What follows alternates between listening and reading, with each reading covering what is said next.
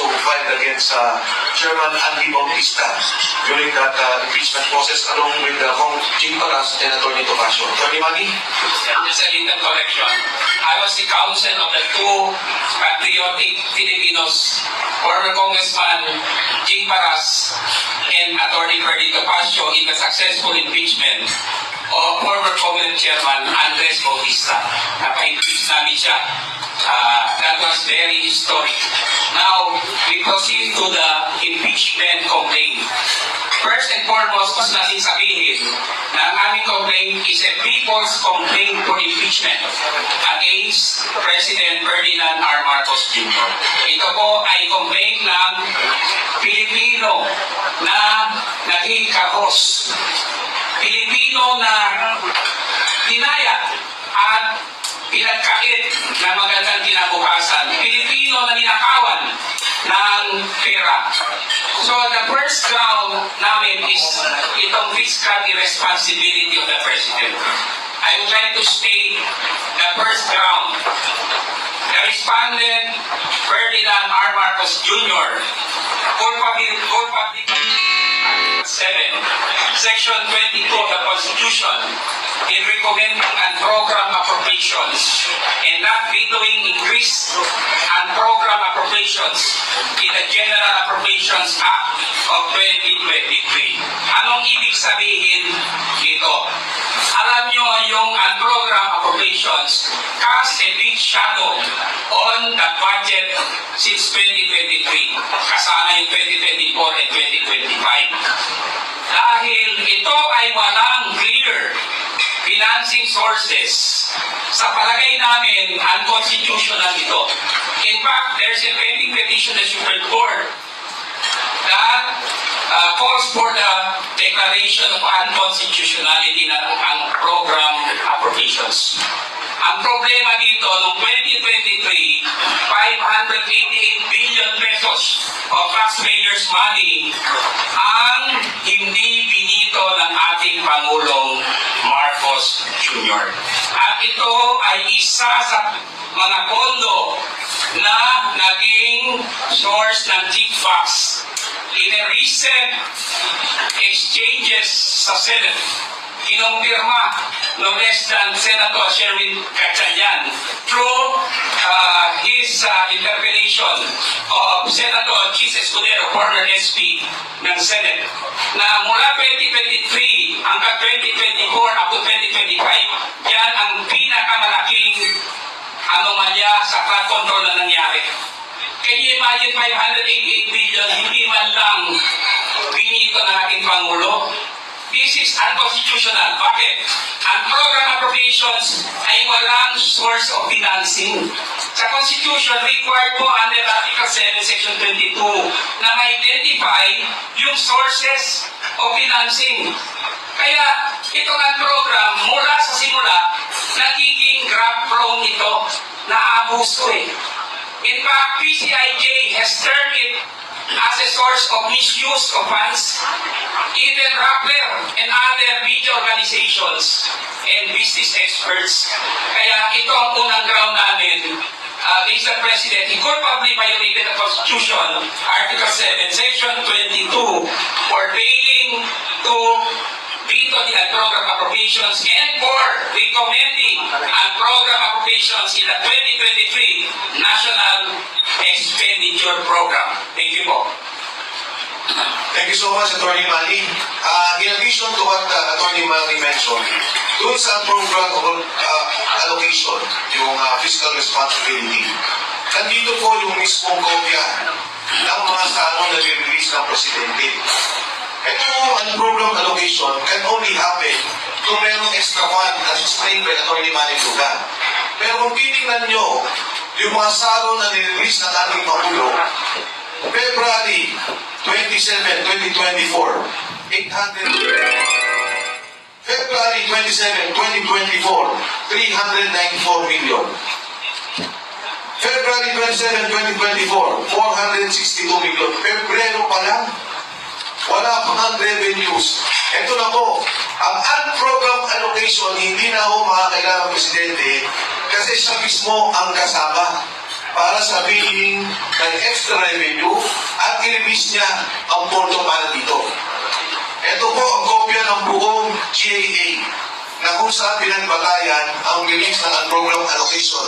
And again, as pointed by Atty. Manny Luna, lahat galing, lahat napunta o karamihan, majority, flood control. Ang ating pong topic, based on the impeachment complaint, is the health, yung Philippine health insurance, yung ating pong PhilHealth.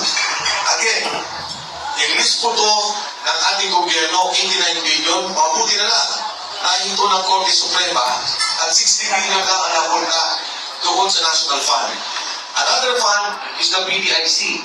Yung PhilHealth to, kung titignan nyo ang history ng PhilHealth, nauna po yan nung ginawa. Ginawa ni GMA, nagkaroon with cooperation with NGO para sa mahihirap. Noong umupo si Pinoy, in-expand niya ang mga benefits ng mga mahirap. During the time of President Duterte, ginawa na niyang universal healthcare. Kaya po, ang pondo ng national government every year, on average, 80 billion, nagbibigay tayo sa PhilHealth. Pero yan ay kontribusyon ng bawat isa dito. Yung kontribusyon ng national government para tulungan ang senior citizens at ang mga mahihirap. Ang pondo ng 89 billion na nahinto nga po, at again, sana po tayong pondo, napunta sa mga priority ng mga high kickback and program, high SOP, no, na mga proyekto, yung flood control program. Kasama ko ang PDIC. Ang PDIC ay dapat insurance ng bawat Pilipino sa bangko. Pag nalagay ka ng pera na sa bangko, alam mo, mayroong babalik na pera sa iyo. Kinuha din ang 107 billion at nilagay sa National Government Funds. Ito ay isang malaking paglabag, hindi lamang sa saligang batas, hindi lamang sa batas ng PhilHealth, sa Universal Healthcare, kundi pagyurak sa karapatan ng bawat Pilipino. Diba sabi ni Dr. Martin Bianzon, imbis na expand mo ang PhilHealth program na sa ibang bansa, Tony Bianzon, ang sinabi niya, imbis na expandin nyo ang PhilHealth na tulad na ginagawa ng Singapore, Japan, Korea, 10% lang ang kontribusyon ng kahit sino sa mamamayan nila. Kahit na maluba ang sakit. Eh dito sa atin, almost 40, 50, 60%. Pag nagkasakit ka, wala halos na kumang benepisyo. Yan ang tingin namin pinaglabag at ginawang paglabag ng aking Pangulo. He was involved in the transfer of funds at paggamit ng funds na to para sa mga flood control at high kickback projects. So with that, we go to point number 3. Yes, yung rider na ginawa ng Kongreso. Yes.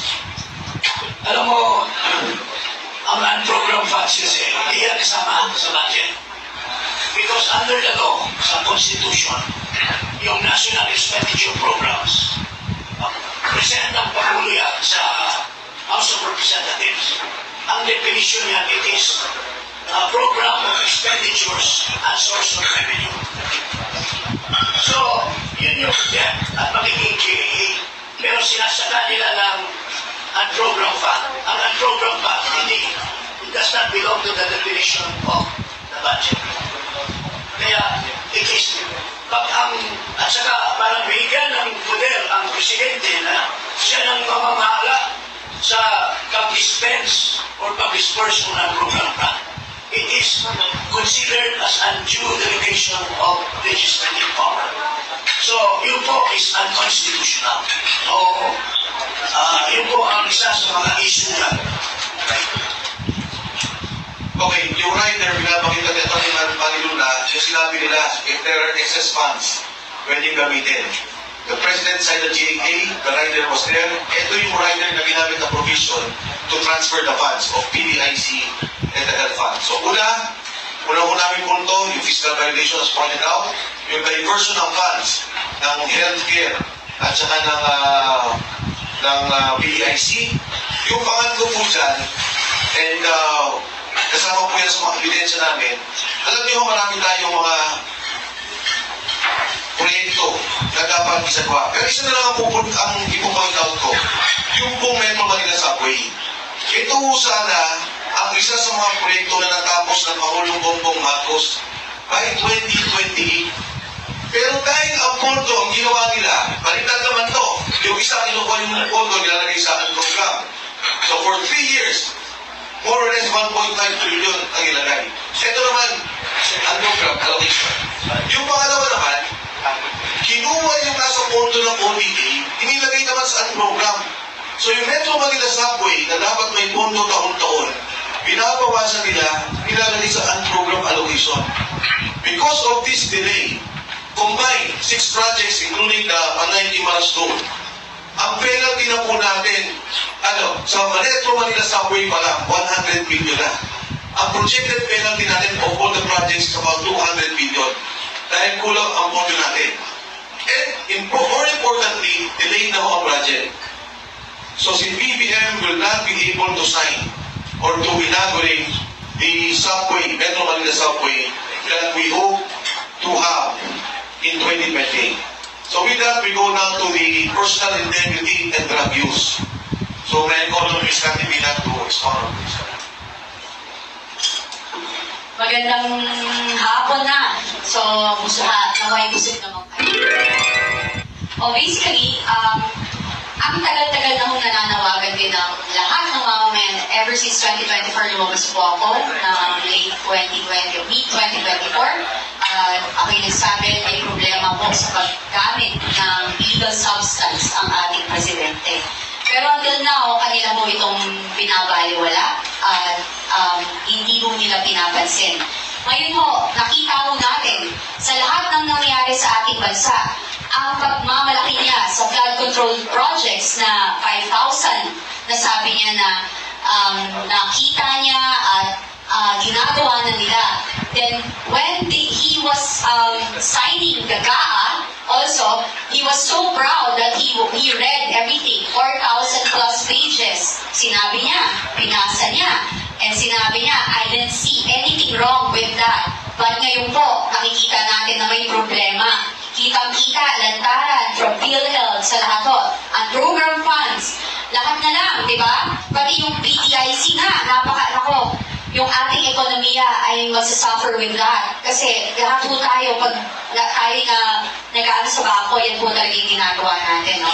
So ngayon, with all that, makikita niyo po doon na may problema ko, na wala ko siya sa sarili. And I think talaga, I think talaga po gumagamit siya ng pinagbabawal na droga kasi hindi rin naman po siya nagpa-check up, no? So ako, nakita niyo naman, nung paglabas ko, sinabi ko yung problema na gumagamit siya ng droga. Nung rally po, nung nakaraan ng INC from November 16 to 18, nagsalita ko si Senator Amy Marcos at sinabi din niya ang problema ng ating presidente. Napahirap po nun bilang kapatid para sabihin mo yun publicly. At sasabihin ng iba, baliwala. Tapos sabihin nila, ginagawa namin to kasi Duterte Allied kami. Alam nyo, kahit sino ang kumontra sa Duterte Allied na yan, na ay kumontra sa ginagawa ng kamalian, sasabihin nila Duterte Allied. Sorry, bullshit yan. Tignan nyo nangyayari sa gobyerno, sa ating bansa. Ang daming naghihirap, eto pa rin. Yan, history of cocaine and marijuana use of President Ferdinand Marcos Jr. The reaction of the Marcos family. Ang reaction, wala, di ba? Di ba? Wala eh. Si Senator Amy Marcos, napakahirap ng ginawa niya. So saan tayo pupunta? Di ba? Parang wala siyang alam. Sinabi, isipin mo ha, si Congressman Toby Tiangco, sinasabi niya, sabi daw ng presidente, kay Saldi ko, at saka kay Martin Romualdez, ilang bahay pa sa Forbes, ilang caviar pa kakainin nyo, at ilang Ferrari pa ang gusto ninyo. Alam na alam niya yung nangyayari, pero wala siyang ginagawa. Until now, wala pa rin. Sabi nga ni Senator Rodante Marcoleta, puro sapsap ang kanyang pinapakulong. Yun. Anong narinig mo? Ayun, same. Yun nga, narinig ko kay Amy na nagdodroga siya, mataas din yung mga kasamahan niya, na sobra siyang bumuna sa drugs. Meron pa nga na minsan daw na parang nag-blood transfusion niya kasi feeling nila malilinis kapag nag-blood transfusion sila and everything. You can see it. So, yun lang. Wala na akong ibang ang dapat sabihin dito. Yung kaganapan na nangyayari sa ating bansa, yung kahirapan na lumalaganap ay sapat na para makita natin ang kaguluhan. And etong hindi na pagtanggap sa impeachment na to ay isang katunayan na kinokontrol nila ang naratibo na gusto nilang palabasin para sa mamay. Dagan ko lang yung sinabi ni Cathy. The two of us were in the rally. She was one of the speakers. Siya nagsalita bago sa Senator Ivy.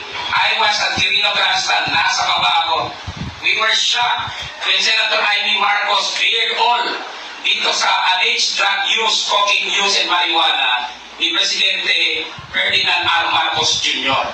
Detalyado po, she was close to tears when she was debating it. Napakasakit ang ginawa niya because she is the eldest sister. Sinabi niya sa amin doon that ito para sa national interest ito. Bilang public official, hindi niya pwedeng itago ito. Pero masakit sa kanya kasi kapatid niya mismo ang ibinulgar niya dito sa alleged cocaine and marijuana use. At ito ay dapat a betrayal of public trust because she executed an oath of office upon assumption of office. Di ba? Wherein, isa sa mga sinabi niya commitments doon is to faithfully execute the laws. Ano yung batas na nilabag ni President Ferdinand Marcos in using drugs, allegedly? The Dangerous Drugs Act. Bawal ang paggamit ng marijuana at ng cocaine. These are dangerous drugs. And being the chief implementer of the law, he should not have been doing that or engaging in that. So you see, doon pa lang may betrayal of public trust. That is very demoralizing to our people because how could you fight drug addiction, drug importation, drug trading, drug sale, etc. kung ang mismong Pangulo ay naakusahan? We are not saying na totoo na yan. That's why may challenge sa kanya para mag-submit to a hair follicle test. Hanggang ngayon ayaw niya. Sinasabi niya hindi daw yan connected sa public trust. Yan nga, very much connected sa public trust and public office is a public trust. When there is doubt on your capacity, you have to submit. Incapacity yun yung paggamit. Kaya yan po ang aking reinforcement doon sa sinabi ni Cathy. Tama yun. Attorney G. Just an addition. Alam mo, galing mismo sa kanyang kapatid, kay Ivy, is our personal knowledge of the use of cocaine. At galing mismo kay Ivy, sinasabi niya na makaka-apekto ito sa administration. Nakikita niyo ba si Marcos kung nagsasalita?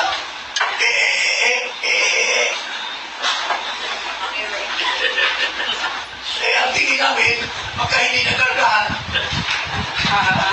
ng drugs, gumagano siya, maski doon sa Dubai, siya. Tama ba yan? Is that an honor is it an honor to our country na mapapaya isang Pangulo? Kaya nga, sa security naman, delikado din tayo sa security dahil kung hindi nag-isip na mabuti at atin mo, baka mapinsala ang bansa natin. So, that's the reason why we raised the issue of his drug use as part of the articles of impeachment or charges. Ano ko dadagdag? Yes, Attorney Garcia. Attorney General Garcia. Yung pong mental health ng ating Pangulo, pwedeng ma-consider na serious national security concern. Alam ko rin yung pag gumagamit kayo ng droga, lalo na kung matagalan na, ang epekto po ng cocaine is mag-shrink yung brain mo. Kaya pag na-shrink na yan, sisimula ka ng hallucinate, iba na yung pag-iisip mo. Kaya yung mga drug addict, kung sumaksak yan, 75 tons, 85 tons, kasi ang tingin niya doon sa sinasaksak niya, diablo mo ay pa, kaya samantalang patay. Kaya yung ganun kasing hallucination. So what we're saying is, meron kasing issue sa kanya about prolonged continued drug use. So he owes it to the people, pinapakiusap natin ito sa kanya noon pa. Patayin niyo po yung issue about you being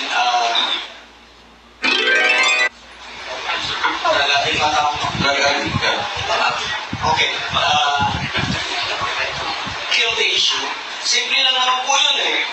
May hair follicle test ka. Alam niyo po ba kung bakit hair follicle test? Hindi ko to sinasabi no kasi baka malaki yung pangangkuit. Yung kasing paggamit natin ng droga, naka-record sa buhok natin. So yung mga mahabang buhok yan, mas makalakuan record yun. The history, your medical record on your drug use is recorded in your hair. So yun po yun, kaya sabi natin, hair follicle test. Kasi nandyan yung history mo kung gaano matagal ka na gumagamit. So kaya po hair follicle yung hinihili natin. So Thank you, Jen. sige po. Thank you, General Garcia. Anyways, General Garcia will be discussing another topic extensively after this. But for now, yung fourth point po natin is on monetary graft and kickbacks. And may I call on Vice Mayor Attorney Harold Respicio to discuss this. Thank you so much for coming dito sa aming festival. Ako po si Attorney Harold Respicio, elected Vice Mayor ng Reyna Mercedes Isabela. Ako po ay nagre-representa ng lahat ng Pilipino, lahat ng probinsyano, lahat ng Ilocano, lahat ng Tagaluzon, at lahat ng mga kumokontrang elective official laban sa administrasyon na ito. Dahil hindi totoo ang sinasabi nila na may solid north. Hindi totoo na solid ang mga probinsyano at Ilocano sa kanya. Kasama namin si Javico. Hindi totoo na nakampi nila lahat ng mga nakupong opisyal sa ating gobyerno dahil nandito ako, pinapakita ko yan. Kaya ako lumapit dito dahil walang kwenta yung denial na unang impeachment complaint. Nakakaunti. Diskarte nila yun para wala ng maayos na umandar na impeachment complaint. Kaya nung nakita ko na yung mga may track record na successful impeachment, mga successful endorsement, number one na political lawyer sa ating bansa at napakakapal na papeles at napakakapal na ebidensya. Sali ako dyan! Dahil gusto namin kumanak natin ang grupo namin. Dahil ako ay lone wolf lamang, wala akong kakampi. Lahat kinakalaban ko basta masama, kakalabanin kita. Kaya nandito ako para patunayan na merong totoong nangyaring graft and corruption. Ito po ang discussion namin sa aming komplento. Naniniwala ba tayo, meron pa bang doubt na merong malawak ang nangyari na nakawan dito sa ating bansa? Inamin na nila, hindi ba? At inamin na rin nila, alam na rin natin na ang grupo nila ang nagnakaw. Si Sandy, si Romualdez, at si BBM. Ang problema na lang ngayon ay nagtuturuan sila. Ngayon, kung nasa korte tayo ngayon, ang question na lang ay yung credibility. Ang credibility ba ni Sandy versus yung credibility ni BBM? Ngayon, ano ang credibility ni Sandy? Nenta na lahat yung modus. Yung ang program appropriations, yun ang paraan. Ang pagnanakaw sa budget ng PhilHealth. Nagkasakit si Congressman Jim Paras. Hindi na siya makakakuha ng benefits sa PhilHealth. Yung aking bangko kapag nabangkrap, wala na akong makukuha ng pera dahil kinuha na nila yung pera sa PDIC. Kwento na ni Sandy lahat ng kanilang paraan specific. Nag-deliver ng mani-maneta sa Malacanang, sa Falls Park, 2 billion. Ayun o, ang daming pera. Billion sa lating ang dinideliver amongst them. Yun yung isang side ng credibility. Ngayon, tignan natin yung isang side ng credibility. Anong sagot? AI. AI daw. Kung ikaw ang musgado, sino ang paniniwalaan mo? Yung kasama sa conspiracy na tinuturo nila ang bawat isa o yung nagpapalusot na mastermind? Alam mo yan? Kapag ikaw ang musgado, convicted yan. Kaya ang tanong lamang, ang simple question lamang, on the ground of graft and corruption, dito sa aming impeachment complaint, maniniwala ka ba kay Sandy? Kapag naniniwala ka kay Sandy at hindi ka naniniwala sa palusot ni BBM, impeach dapat si BBM dahil ground for impeachment ang graft and corruption. Dagdag lang ako, no? Hindi lang graft and corruption. Yung pagtanggap ng 2 billion per month SOP or 57 billion na kickbacks, allegedly, na diniliver ni Saldi ko sa kanya, kay President Marcos Jr. na responded in our impeachment complaint, yan po ay violation ng Constitution, court power violation. I'm referring to Article 7, Section 13. Bawal ang conflict of interest. Bawal kumuha ng kickbacks. Bawal tumanggap ng regalo sa mga transaksyon sa gobyerno. Saan ba galing itong 57 billion or 2 billion per month? Sa mga contractor po ito na may transaction sa gobyerno. Yan ang court power violation of the Constitution of the President aside from Republic Act 3019, anti-graft law. Dalawa po ang kanyang violation dito sa kickback scheme or SOP na sinabi ni Sandy Ko. Yung bribery ay kasama na sa graft and corruption, kasama na din siya dito sa Article 7, Section 13 of the Constitution.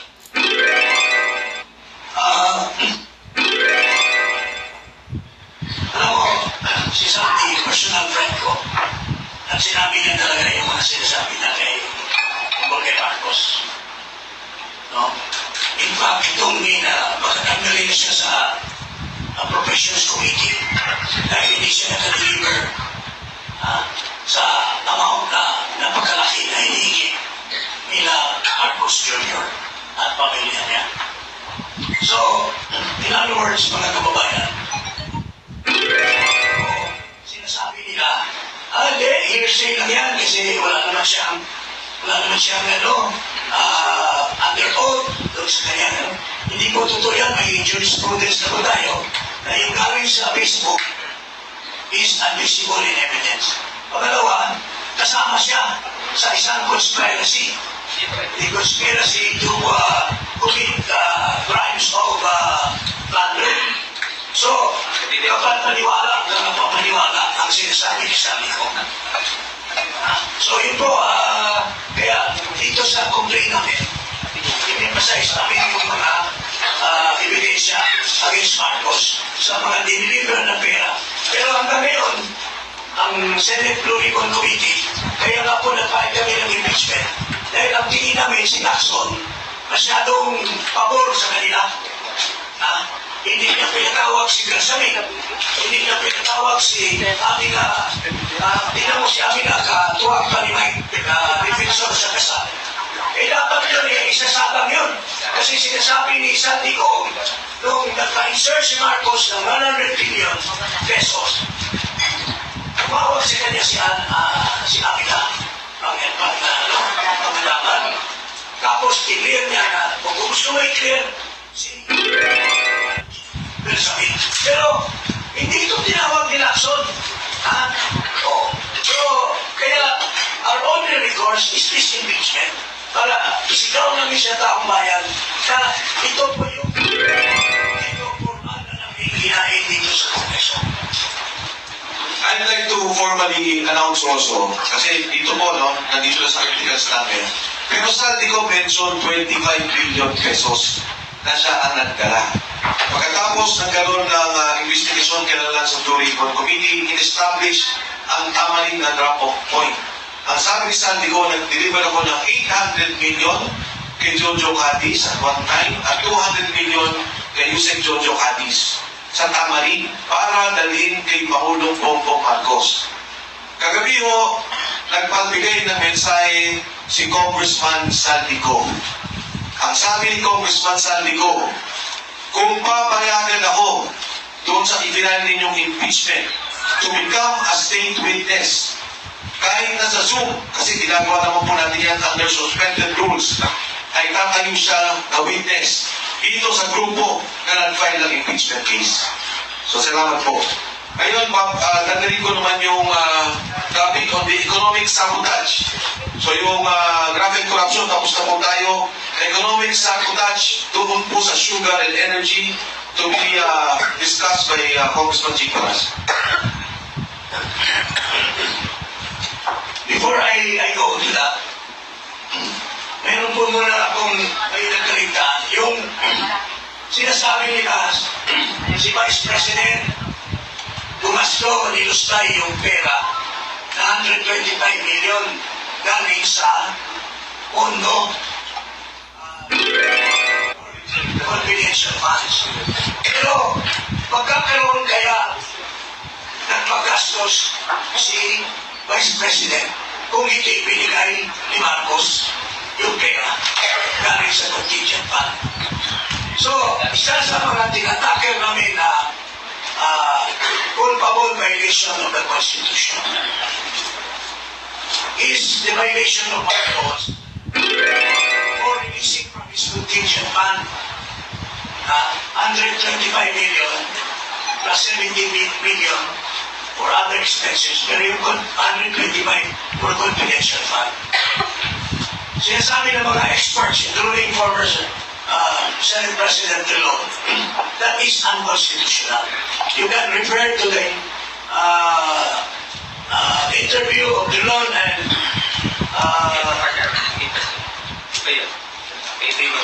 ito.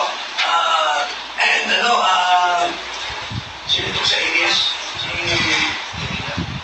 Yan naman. Karen Capila.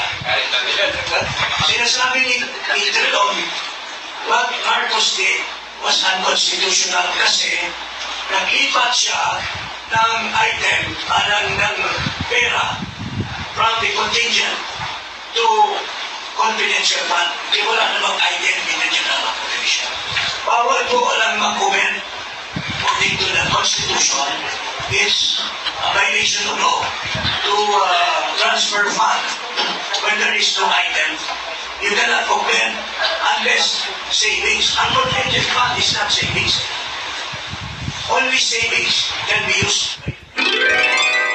Marcos has violated. Bago nyo sampahan si Sara, si Marcos muna ang sinambahan namin. Kasi siya ang source ng pera na ginastos ni Sara Duterte. Second, graft and corruption. At hindi itong graft and corruption ni Marcos. Ito mismo, it was here in Congress, si Undersecretary Pangiliban was caught saying that it was Marcos who ordered the importation of 440,000 tons of sugar. Without a sugar order, sabi niya, let's do it ourselves. Inamin po ito ni Pangiliban. Kung tinanong siya ni Risa, dinidiktik siya ni Risa Ontiveros, ni Pimentel, at ni Tolentino. Nandito po ang conversation nila. Ito po, ang exchanges nila. Sabi ni Pangiliban, ang sabi ni Presidente, let's do it ourselves. Anong ibig sabihin na let's do it ourselves? Sila. Walang sinusunod na regulasyon. Ang regulasyon kasi, bago ka makapag-import, you have a sugar order. Ito, there was no bidding. Hindi, ang matindi nito, pumili lang siya ng 3 sa 30 o 40. Ito, All Asian Counter Trade, si Iscaler, kaibigan niya yan, yung Southern Philippines na ginasyonerista na walang pera. At itong Edison Lee, marketing. Bakit pipiliin mo lang yung 3? When there are more qualified, nakipag-meeting pa si Marcos, mayroon tayong picture na nag-meeting si Marcos with his only 3 trainers in Malacanang. So, this is graft and corruption, mga kababayan, giving advantage and warranted benefits to these 3 trainers over others who are more qualified. Pinili niya without the benefit of the meeting, at the same time, walang sugar order. Tapos, pag dumating na yung kargamento, saka na lang nila nilalakad yung sugar order after the fact. So he has already committed the crime of graft and corruption.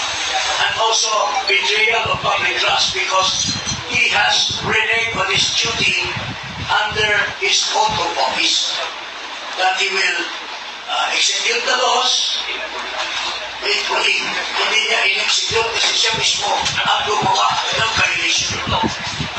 Ito naman, to favor his campaign crony, nung binigay ni Rason yung share, una-una binenta yung, alam niyo ito, walang paya, ang laking pera na kinikita ng gobyerno. Maski 5% lang ang share natin.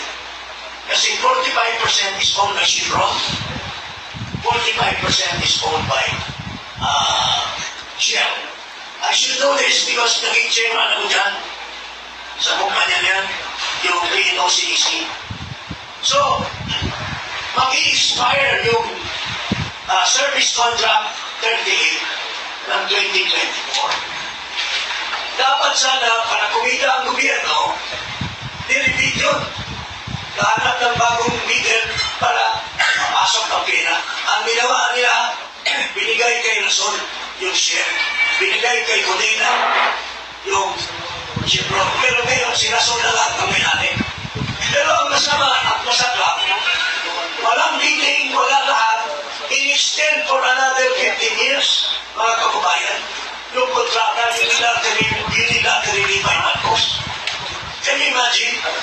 So, that is giving an unwarranted benefits to Rason, yung kanyang prime company. So, this is graft and corruption in a real sense. Kasi wala namang sinasabi ng karamihan that could not benefit the people kung ang gobyerno na mismo ang nag-take over. Kasi pag-expire ng 2024, mayroon tayong right of first refusal over walang bayan. Pero we squander the power of the government at binigay natin sa crony.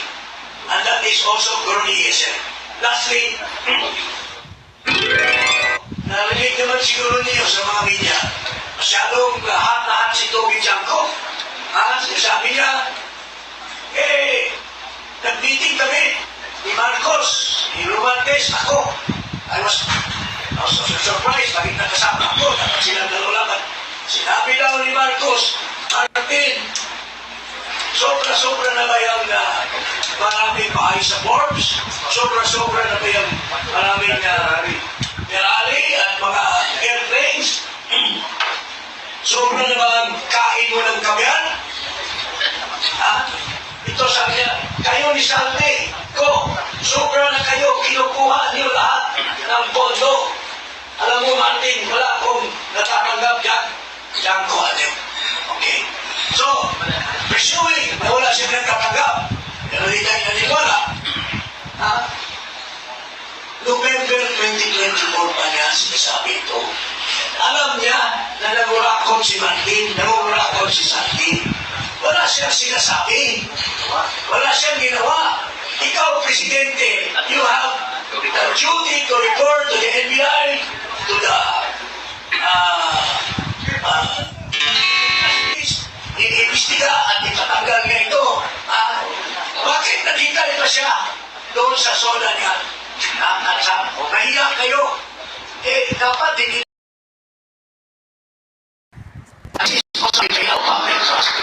i-renege on his duty under the Constitution yung kanyang oath of office that he should execute the laws here. He has basis against Martin Romualdez. Nagsisinungaling na naman siya. Wala daw bandi sa isyan. Alam na nga niya. Pinagalitan na nga niya dahil nagnakaw. Tapos ngayon sasabihin mo, kasinungalingan. So, that's betrayal of public trust. Okay, one of the highlights of the impeachment complaint is also the incident with former President Rodrigo Duterte. And to discuss that, that he is going to make the right decision, that he will stay there and decide that our all, sa kabutihan natin lahat, ang utang na loob. Yun po ay obligasyon ng ating gobyerno na kayo ay tulungan. At dito po sa pagkakataon ito, then first happen. Ano po, yung nasa labas, tutulungan ka, napapansin ninyo yung mga nakukulong, yung mga puputa ng ulo, we make representations with the government because our government must be able to protect our citizens in other countries para yung sila naman ay maproteksyonan natin sa kapangyarihan ng gobyerno kung saan silang bansa nandoon. Okay, so that is the prime duty of government is to serve and protect the people. We will give flesh to this constitutional provision doon sa nangyari noong March 11, 2025.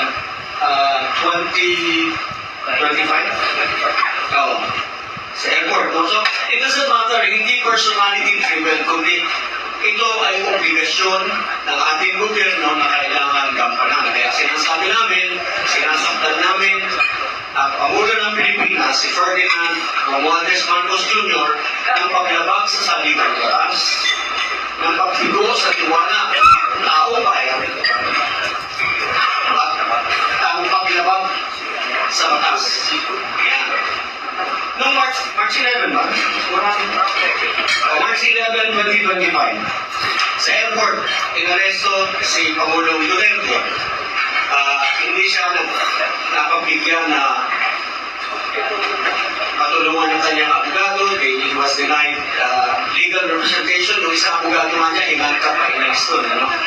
So, it's all in my complaint yung narration of facts. No? But, we all witness this, so I don't have to parang sabihin. Gusto ko lang klaruhin, kasi sinasabi nila, ang basihan nila sa pag-aresto is yung sinasabi nilang ICC warrant of arrest. Okay. Under the law, a foreign judgment is a piece of paper, nothing more than just a piece of paper.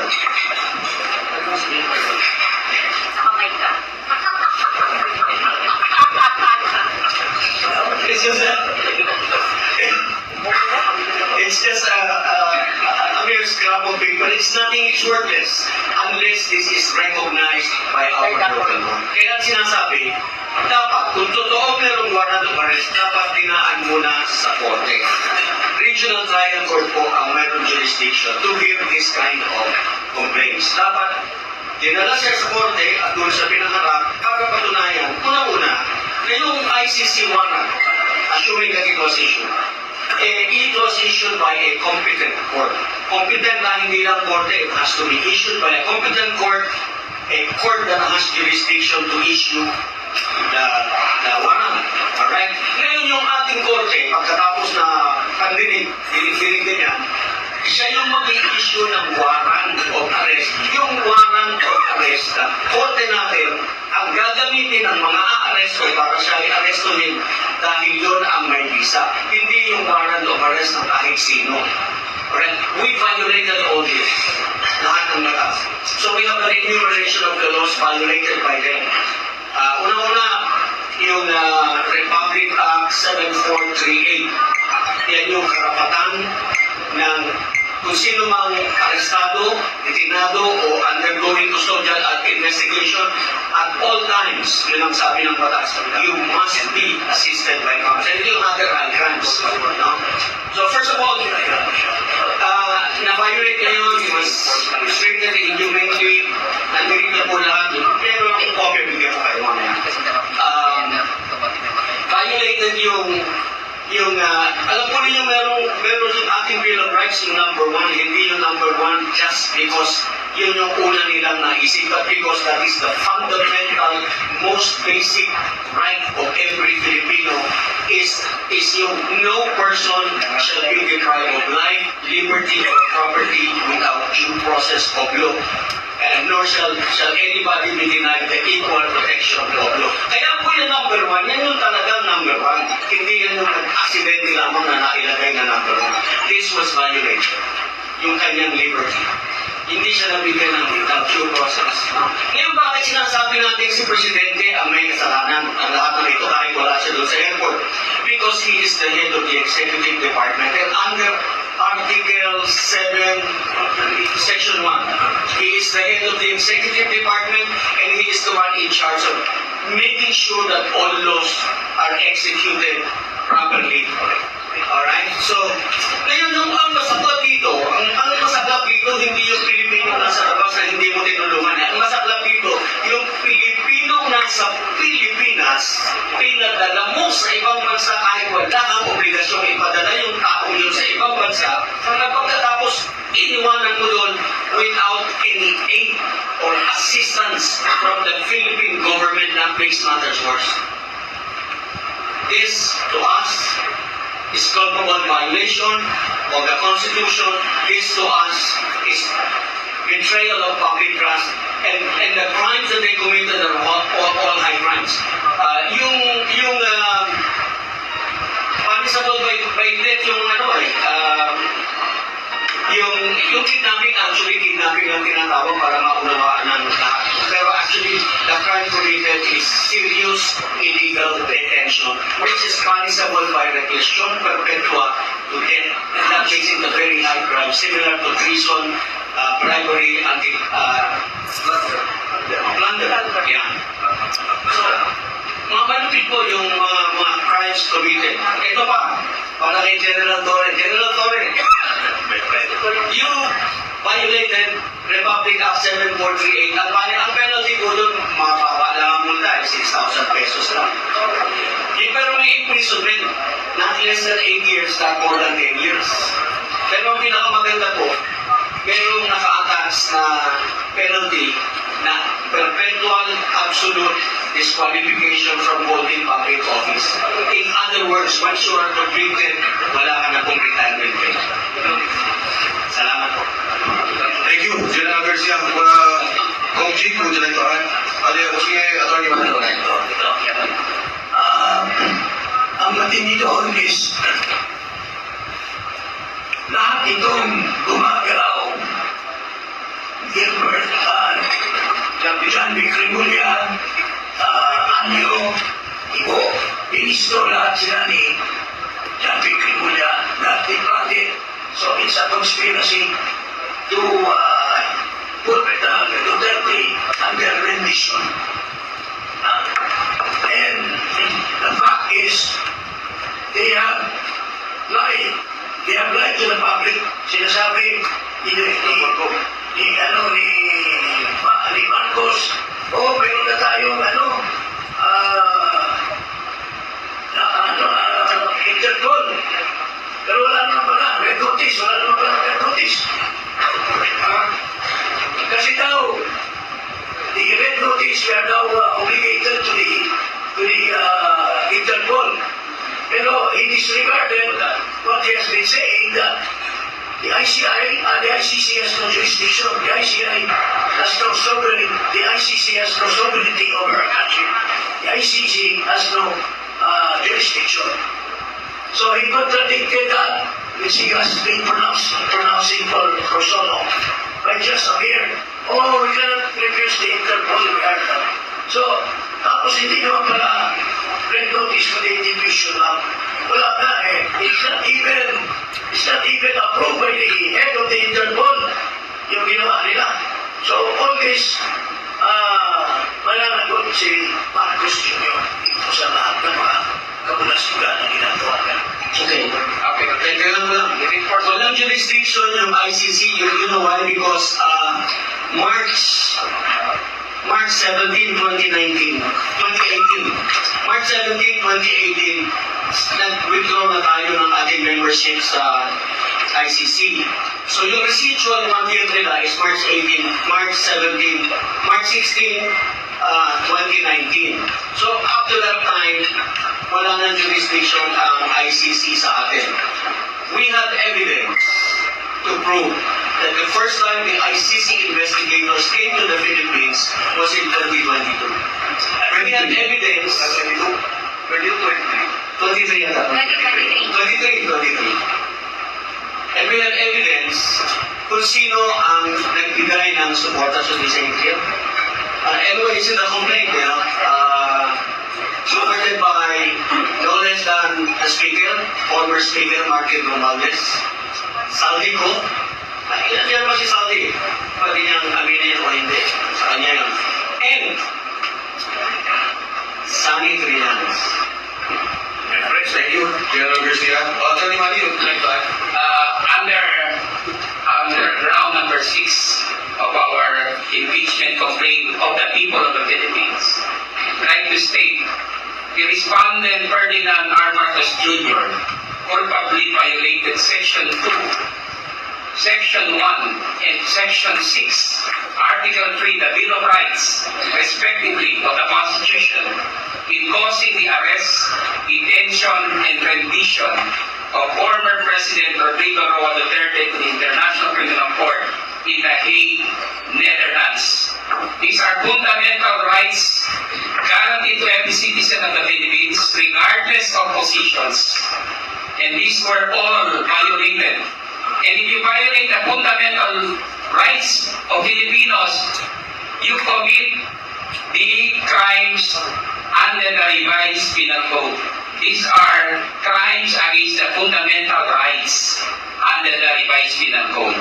The President is the chief implementer of the revised penal code, and yet he masterminded the extrajudicial rendition of former President Duterte.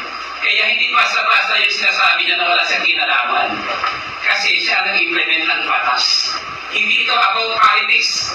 He disregarded the right of a Filipino and put in danger and bargain away our national sovereignty. Nasa aming complaint din yan. So thank you very much. Thank you. So, to summarize all the points, yung case na we mentioned, yung case na yung articles that we will file, our renowned lawyer, Attorney Ferdy Topacio, and also to give the closing points on the articles of impeachment. Attorney Ferdy. Magandang tanghali po mga magulang at mga kapatid. Hindi ko na po uulitin yung mga points. Ang nais ko lamang po sabihin, very briefly, ay the common thread that runs through all of these accusations is the policy of the present administration of bend the law.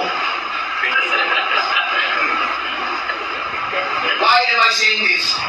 Some of this may not be included in the complaint, but in law, sa batas po, previous acts constitute pattern that will prove the allegations being made. Ano yung policy nitong administrasyon na to na bend the law, na napapunta kaya merong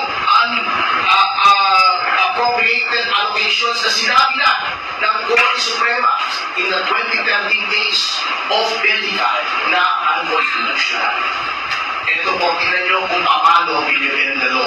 Kaya dapat po matigil na to by removing the president. Nakasasabi lang po itong mga kasama ko yung kay Presidente Duterte. Ito pa, kung napansin nyo, even before that, for the first time in legislative history, mayroong committee hearing sa House wherein the Council was physically prevented from advising his client. Ako yun, dun sa Quadcom. Again, for the first time in our country's history, yung rules regarding the appointments and consideration of the JBC, in-ignore. Anong ginawa? Pagka may kaso, di ba, hindi pwedeng consider ng JBC. Anong ginawa? Just for the case of Remulla, Boying Remulla, tinanggal yung rule na automatically docketed just to say na walang kasong docketed against Ombudsman Remulla para ma-appoint siya. Break na yun, hindi na benda yun. Ano ba? Yung abuse ng administrasyon ng hearsay, nililinlan po ang taong bayan.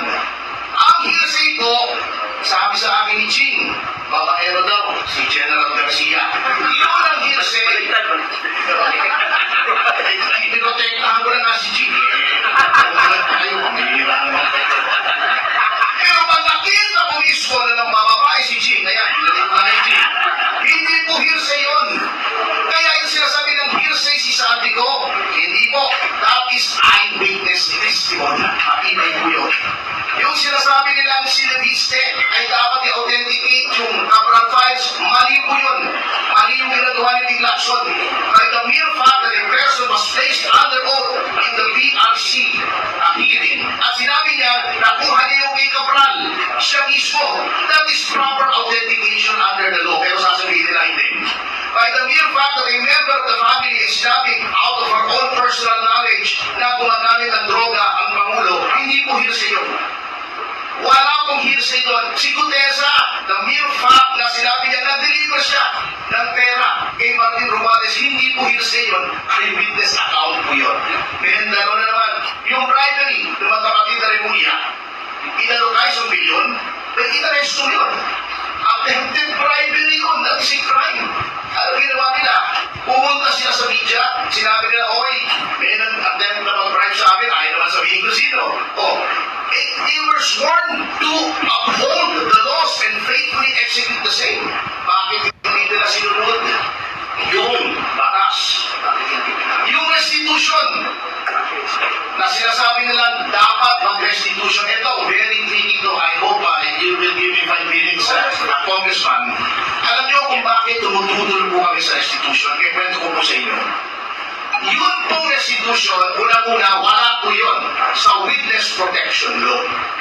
Pangalawa, yung restitution po, very tricky yun kung igagawin mo yung condition for inclusion in witness protection. Bakit? Ako, nagnakaw ko rin isang bilyon. Sabihin ko sa DOJ, boss, babalik ko ng 400 million.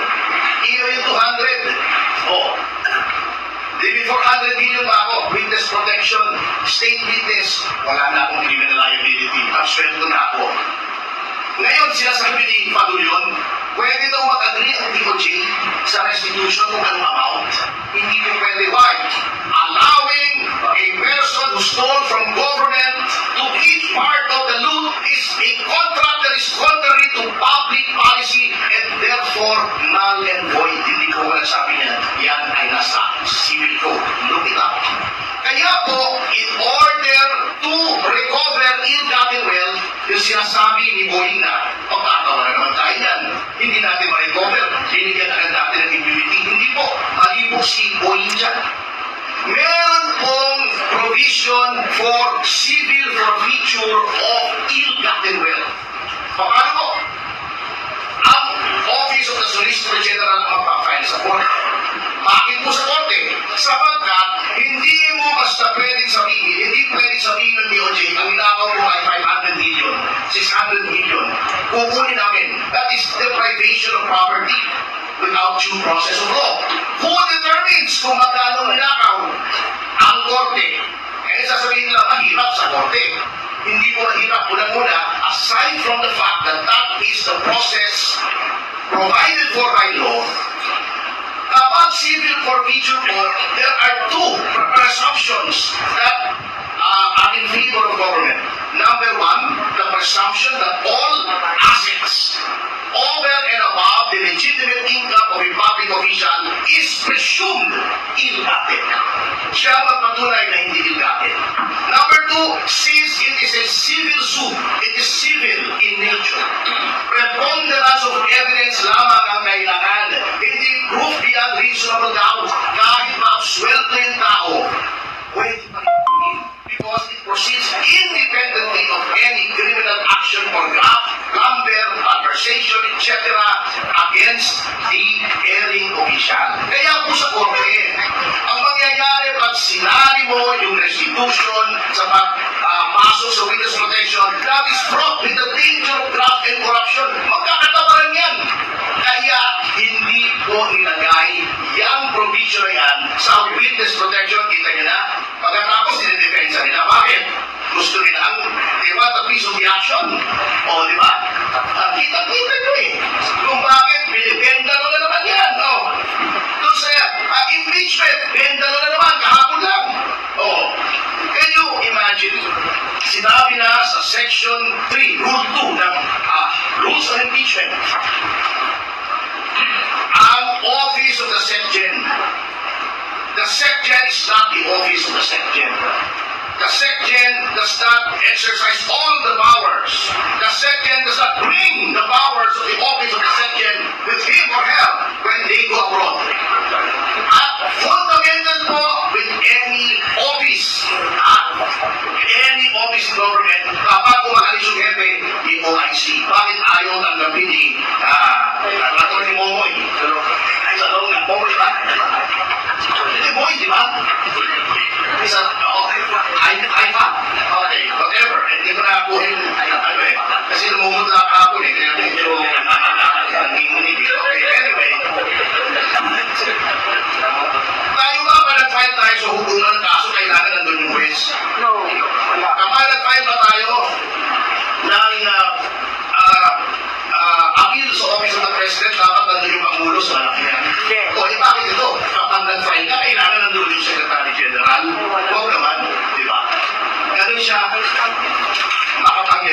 So ito po ang pattern na gusto namin i-break.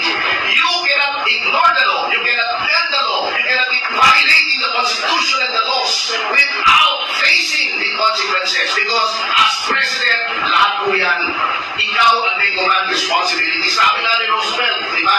Si President Roosevelt, meron siyang nakalagay ito sa kanyang desk, the buck stops here. Kahit ano mangyari, ako yan. Kung may credit, siya yun. Kung may kasalanan, siya rin yun because he is the head of the executive department. And when he made an oath, yung siya nahalaan, sinabi niya, he made a solemn oath that it will be his duty to protect the Constitution and faithfully execute all laws. Kaya po meron ito na petition ito because hindi niya ina-execute ang law, ina-execute niya ang lahat ng tao na sumusunod sa batas. He's not only bending the law, he is breaking the law. Salamat po. Thank you so much, Attorney Topacio. We now open the floor to questions from our friends in the media. Kung may katanungan. Yes, please. Ay.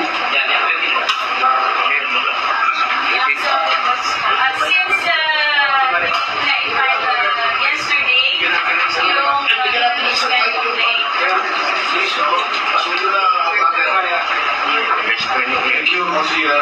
And then Santos Problem 925.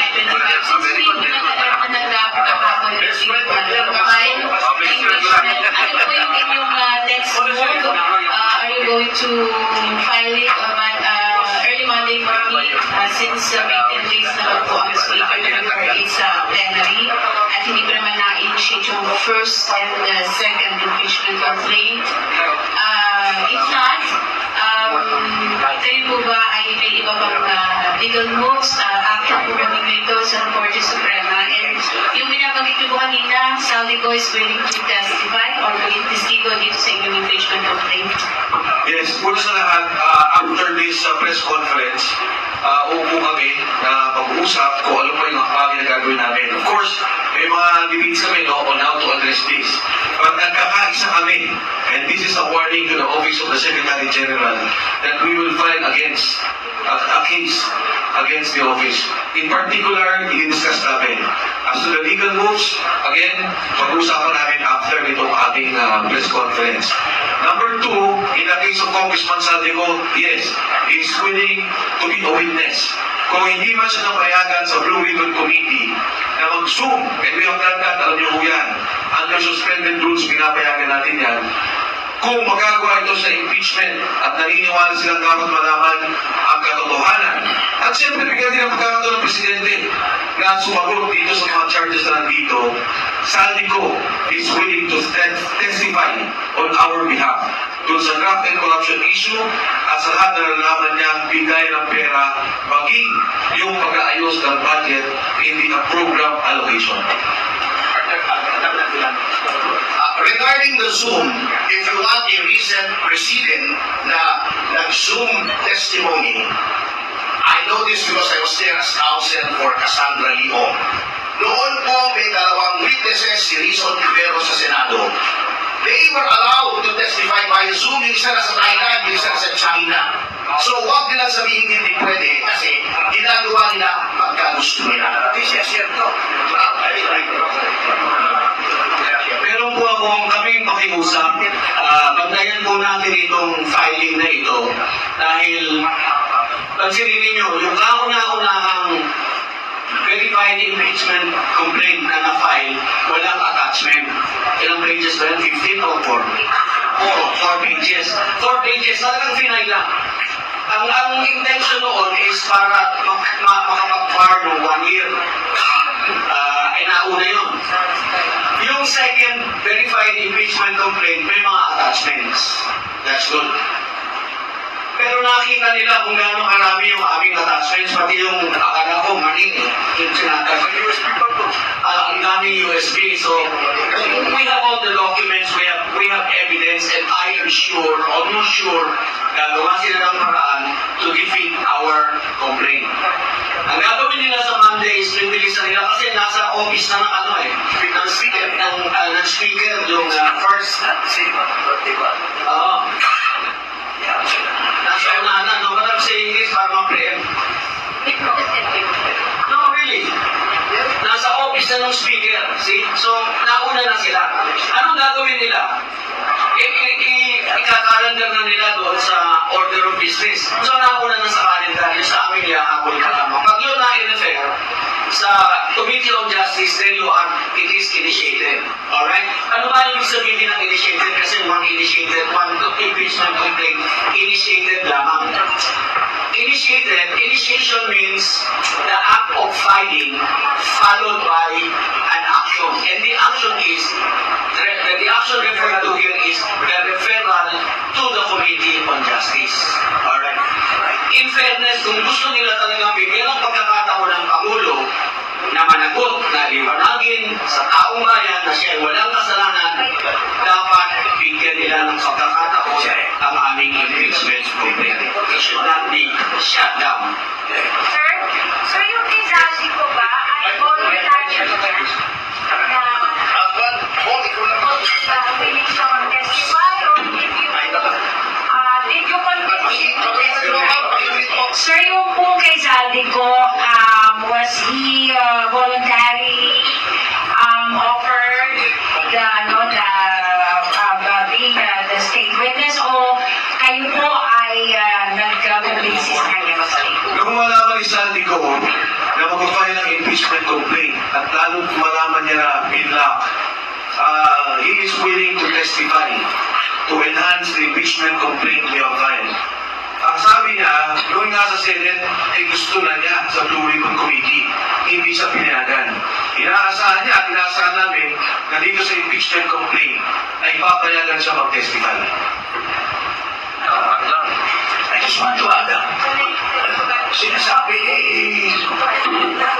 Ernie, ang nasahawa nito yung si Bernardo. Kasi hindi lang 20 billion ang kinita niya, kilala ko yung passport na yan. Hindi lang 20 billion, pero mukhang nagkasundo na sila ni DOJ na 1 billion lang ibabalik. Kaya natama yung sinasabi that it should be the court who shall decide magkano talaga ang ibabalik. Kasi magdududa tayo na nagkaisa na ang DOJ at ang testigo. Mike, can you give us details on your communications with Saldico? Did he call you? Did you call him?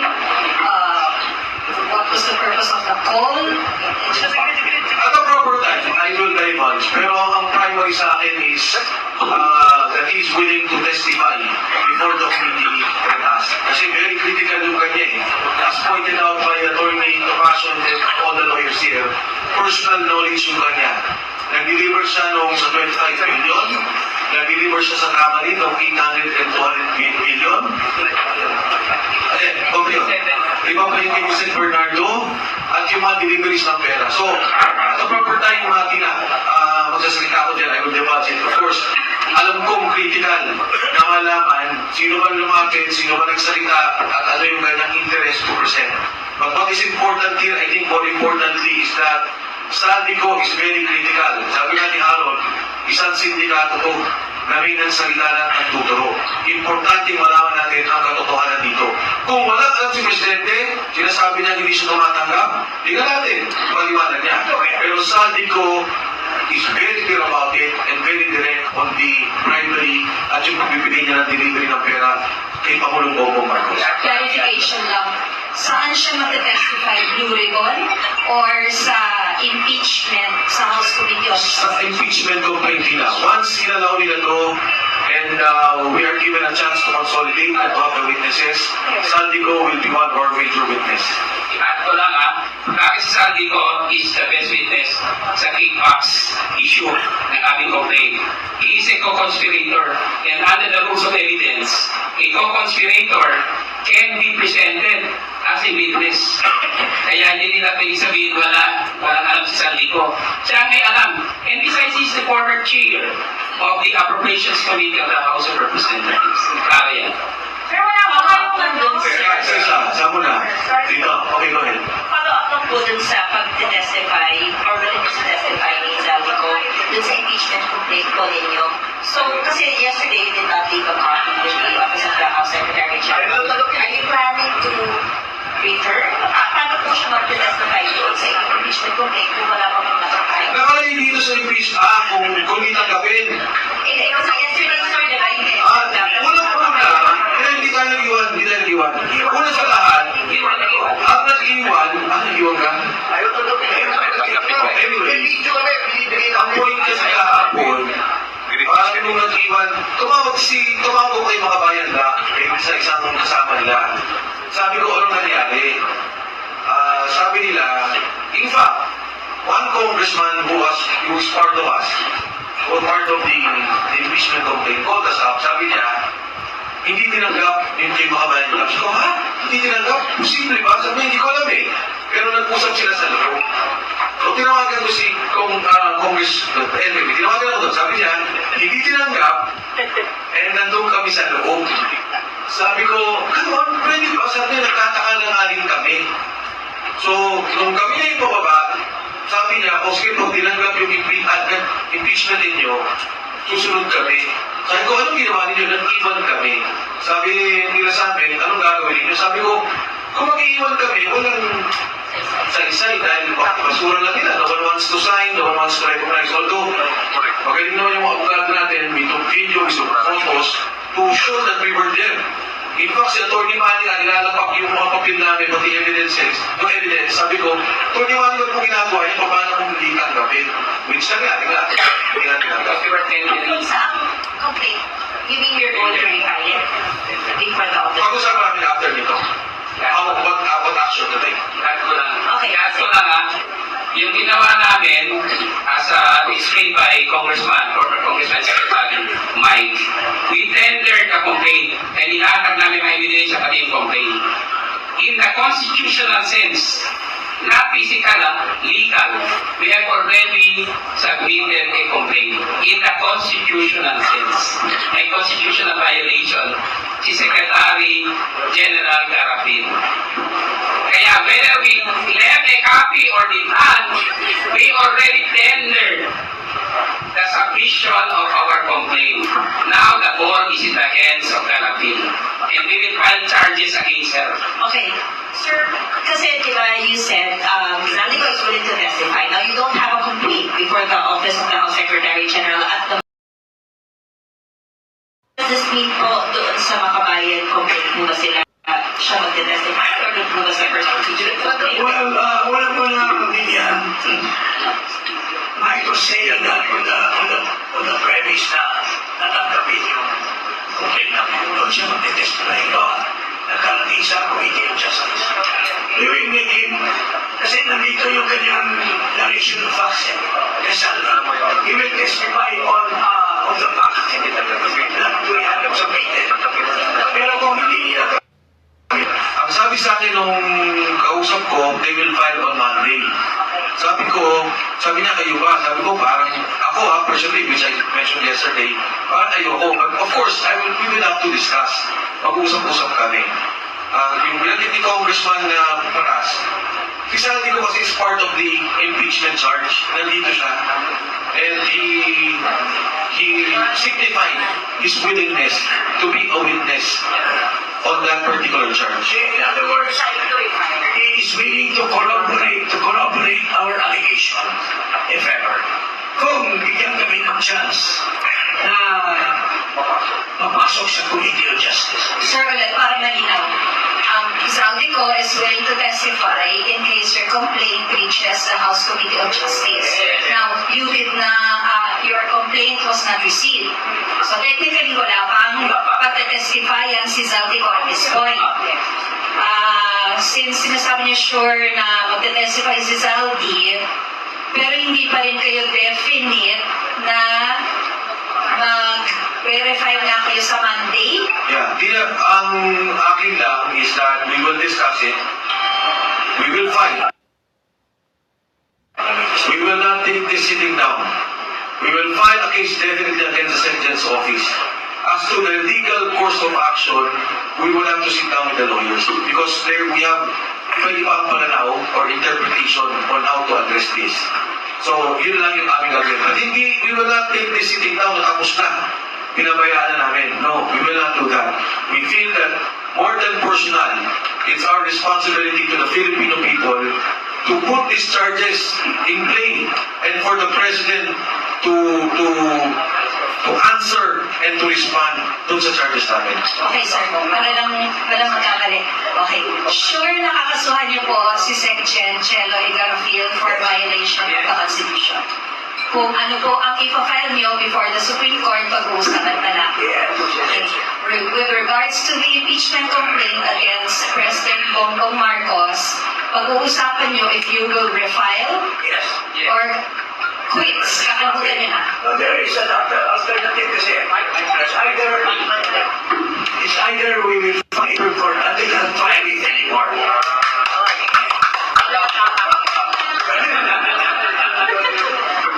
Saan po yung tanong sa likod? Kanina? Yes, go ahead.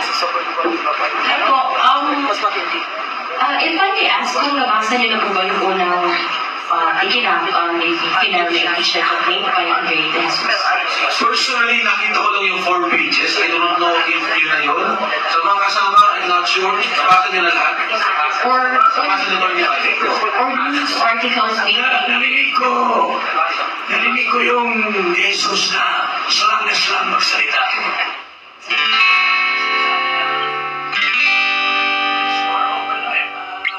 Other statement lang yung sinasabi. Yes. Walang details, walang ebidensya, walang But if I may state lang, sir, kasi everything that you've said are also the same grounds po ng lahat ni Attorney Andre De Jesus.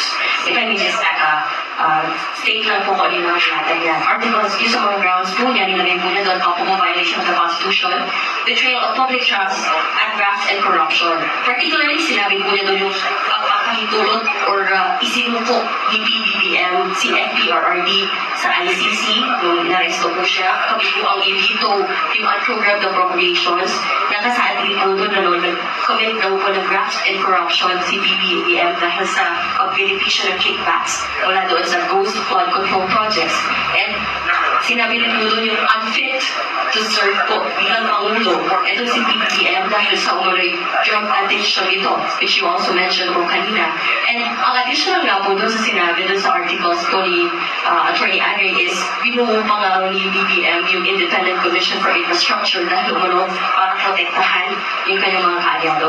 So, just to sum up po, basically what we heard this afternoon was also like the same grounds for impeachment po. Inainlatan ni Attorney Andre De Jesus. So, if I may ask, kasi I heard yesterday you call it a weak impeachment complaint and you fear na ito po yung may initiate sa Committee on Justice. But it's also the same articles of impeachment po. Ganun na natin po ni Gomez. Your comment po. Yes. Comment. Number 1, nung nagsalita ako nung una, I did not immediately discount the Attorney De Jesus impeachment complaint. In fact, what I said was, kung papasok yung kay Attorney De Jesus, papasok ang mga bayan back impeachment, papasok yung aming impeachment, it will be good. And we can consolidate the impeachment complaints in the Justice Committee hearing. Nung binara kami, at hindi pinapasok yung mga bayan back, at hindi pumasok yung aming complaint, alam ko na moro-moro ang gagawin. Kasi, dalawa ang consideration sa Committee on Justice. There is form and there is substance.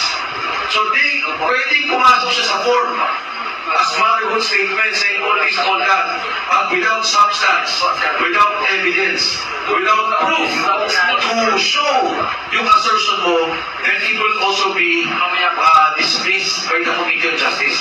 So very, very critical sa akin yung action na ginawa ng Secretary General's Office. And I'm saying now, because of that action, in totality, hindi lang ang Speaker of the House, kundi ang Presidente mismo involved sa pag-block ng impeachment complaint na ito. Ayaw nilang pakinggan at ayaw nilang sagutin yung hinaing ng taong bayan. Lahat tayo dito, involved sa graft and corruption, lahat galit.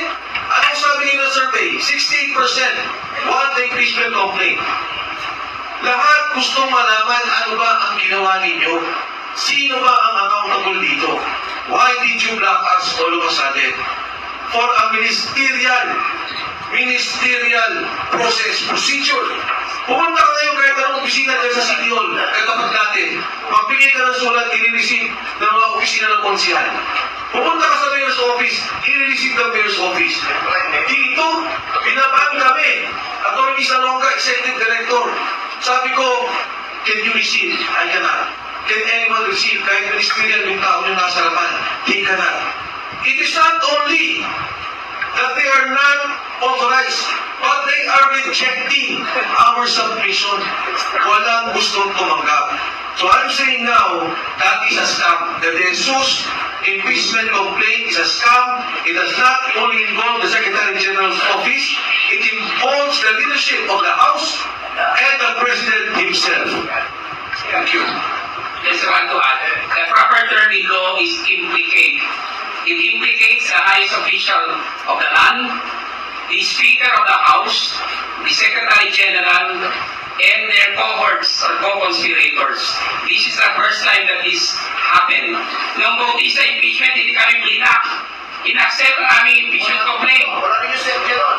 Walang second nun. Ang deputy ang nag-accept ng aming impeachment. Kaya may president sa House. Kaya ang ginawa nila sa amin ay paglakastahan sa konstitusyon. At yun ang magiging mitya ng kanilang additional na pananagutan. I would like to congratulate our people for siding with us. That 68% accept ng tao sa survey ng Tanjere ay indication na gusto ng karamihan ng Pilipino ng katotohanan. Gusto nila malaman ng katotohanan. Please don't block, Mr. President, the impeachment proceedings para ma-clear ho kayo.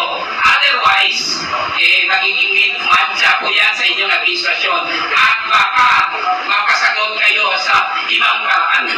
Thank you. Yes, go ahead. Sir, just in case po na, okay, nakalusot yung inyong pong impeachment complaint sa Justice Committee, pero hindi nila tanggapin si Zaldico as your state witness, meron pa ba kayong ibang personalities na pwedeng ipandapan as a state witness kay Zaldico? As it is, when we file the impeachment, yung evidence namin can stand. Yun na yun. Kung ano yung file namin, the evidence stands. Kung meron pang, at sigurado kung marami pang lalabas, of course, it can happen. If you recall in the impeachment proceedings of, well, at the time, kay Erap Estrada, there were additional witnesses who came out. Pero dito, it will stand, even in the House Committee of Justice hearings. May ebidensya na kami at may mga lalabas pa na maaaring mag-testify doon sa mga sinasabi namin dito. Yes. Ano ba yan, sir? Politiko rin? Politiko po ba yan? O na mga officials, na dating officials? Ayoko na mag-dwell dun sa hulaan. Basta sa akin, ang sinabi ko lang is, in particular, kasi si Zaldico, ang main na lumalabas ba on the graft and corruption, that is willing to be a witness for us. As to the others, andito na ho yung aming ebidensya at kung may karagdagan pa, handa po kami. Meron pa nga kami mapatawag na isang senador Yes.